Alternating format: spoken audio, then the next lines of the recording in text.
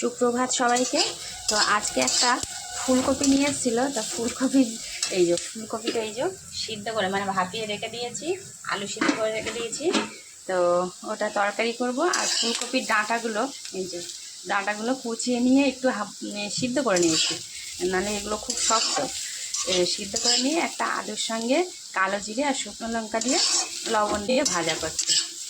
ফুলকপির ডাঁটি আর আলুটা ভাজা হয়ে গেছে। আর ফুলকপি আলু একটু রসা মতো করছি, মানে টমেটো আদা কাঁচা লঙ্কা পেস্ট করে নিয়েছি, আর একটু জিরে ধনের গুঁড়ো দিয়েছি, হলুদ তো দেবো না, একটু কাশ্মীরি লঙ্কার গুঁড়ো দিয়ে ভালো করে কষিয়ে নিয়েছি।